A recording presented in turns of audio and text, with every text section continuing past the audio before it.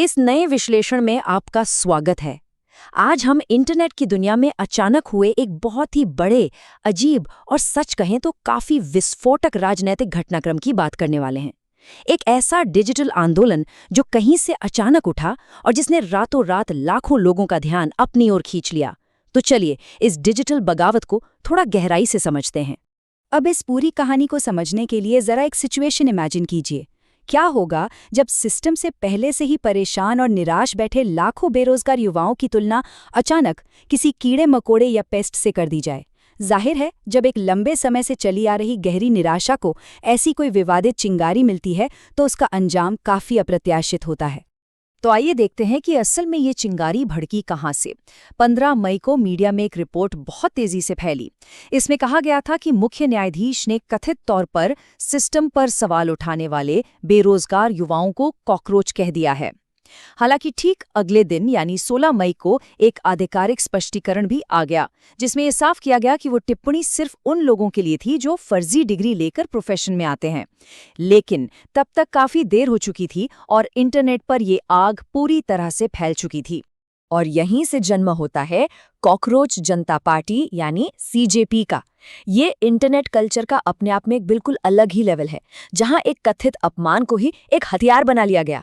मई 2026 में बनी ये एक व्यंग्यात्मक यानी सैटिरिकल डिजिटल पॉलिटिकल पार्टी है। और पता है ये खुद लोग क्या कहते हैं? ये बड़े फख्र से खुद को आलसी और बेरोजगारों की आवाज बताते हैं। अब इसके नियम सुनिए, मतलब कोई सोच भी कैसे सकता है। इसके संस्थापक अभिजीत डिपके, जो बॉस्टन यूनिवर्सिटी के छात्र रहे हैं, उन्होंने सिस्टम के नजरिए का मजाक उड़ाने के लिए पार्टी में शामिल होने की कुछ बहुत ही अजीब शर्तें रखीं। मेंबर बनने के लिए आपका बेरोजगार होना जरूरी है, शारीरिक रूप से आलसी होना चाहिए, दिन में कम से कम 11 घंटे ऑनलाइन रहना जरूरी है, और हाँ, आपको एक प्रोफेशनल रेंटर होना चाहिए, मतलब जो इंटरनेट पर लगातार शिकायतें करता हो। शुरू में भले ही ये एक मजाक लग रहा हो, लेकिन जब आप इनका मैनिफेस्टो या घोषणा पत्र देखेंगे तो हैरान रह जाएंगे। ये बहुत ही गंभीर और स्ट्रक्चरल डिमांड्स कर रहे हैं। जैसे पहली मांग, मुख्य न्यायाधीशों को रिटायरमेंट के बाद राज्यसभा की कोई सीट या इनाम नहीं मिलना चाहिए। दूसरी मांग, अगर चुनाव में वोट काटे जाते हैं तो मुख्य चुनाव आयुक्त पर सीधे यूएपीए के तहत कार्रवाई हो। और तीसरी, संसद में महिलाओं के लिए पूरे 50% का आरक्षण। और बात सिर्फ यहीं खत्म नहीं होती। इनकी मांगों को अगर हम ध्यान से देखें तो ये सीधे हमारे सिस्टम की सबसे बड़ी कमियों पर वार कर रहे हैं। इन्होंने मांग की है कि बड़े औद्योगिक समूहों के जो मीडिया लाइसेंस हैं उन्हें रद्द किया जाए।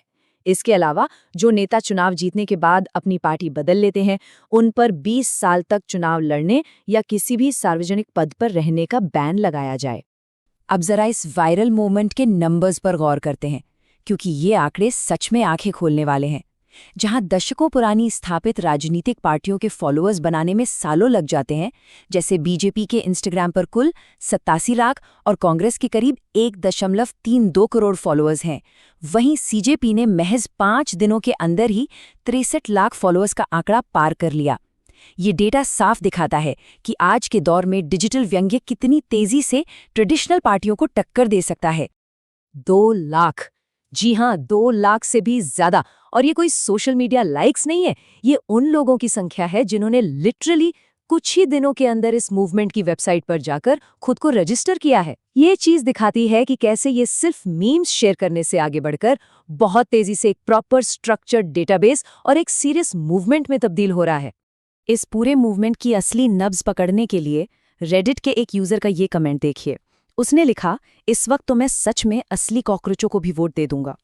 ये एक लाइन बहुत ही सटीक तरीके से उस ग्राउंड लेवल के फ्रस्ट्रेशन को पकड़ती है जो मतदाताओं के अंदर भरी हुई है। यही वो हताशा है जो इस पूरे आंदोलन को एक पावरफुल अंडरकरंट दे रही है। देखिए, हंसी मजाक अपनी जगह है, लेकिन इसके पीछे की जो सच्चाई है ना, वो बहुत सीरियस है। ये सब सिर्फ एक पैरोडी नहीं है।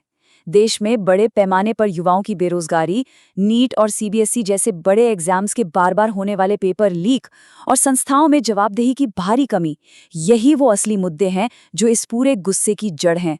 और इसीलिए आज का हमारा ये विश्लेषण इतना रेलेवेंट हो जाता है। अब आप सोच रहे होंगे कि भाई, जो ट्रेडिशनल पावर में बैठे लोग हैं वो इस पर कैसे रिएक्ट कर रहे हैं।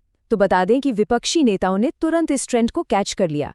कीर्ति आजाद ने पूछा कि शामिल होने की क्या शर्तें हैं, जिस पर पार्टी ने उन्हें 1983 वर्ल्ड कप का हवाला देकर पास कर दिया। महुआ मोइत्रा को लोकतंत्र का लड़ाकू बताया गया और राहुल गांधी ने तो इस पूरे वायरल ट्रेंड का इस्तेमाल सीधे सरकार की आर्थिक नीतियों पर निशाना साधने के लिए किया। अब अगर हम पूरी तरह से न्यूट्रल होकर देखें तो इंटरनेट खुद इस मूवमेंट को लेकर दो धड़ों में बटा हुआ है। एक तरफ वो लोग हैं जो इसे पूरी तरह से जेन ज़ी का एक ऑर्गेनिक और ज़मीनी विद्रोह मानते हैं। वहीं कुछ एनालिस्ट्स का ये भी कहना है कि ये इंडिया अगेंस्ट करप्शन की तरह ये बहुत ही वेल फंडेड और सोची समझी डिजिटल स्ट्रेटजी या साइऑप हो सकता है। सच जो भी हो, दोनों ही एंगल इस घटना को दिलचस्प बनाते हैं। और इस कहानी का सबसे शानदार हिस्सा पता है क्या है? ये सटायर अब सिर्फ स्क्रीन्स तक लिमिटेड नहीं रहा। ये लोग ऑफलाइन सड़कों पर आ गए हैं। देश भर से ऐसी खबरें आई जहां युवाओं ने गले में मैं कॉकरोच हूं के प्लेकार्ड्स लटकाए और जाकर कचरे के ढेर साफ किए। इनके खुद के कैंपेन एंथम्स यानी गाने भी रिलीज हो रहे हैं।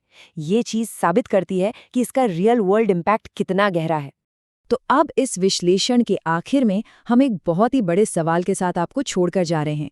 क्या इंटरनेट का ये व्यंग्य कुछ समय बाद मीम्स की भीड़ में कहीं खो जाएगा, या फिर ये इस बात का संकेत है कि आज के युवा ने सिस्टम की जवाबदेही तय करने का एक बिल्कुल नया और परमानेंट तरीका ढूंढ लिया है? आपको क्या लगता है?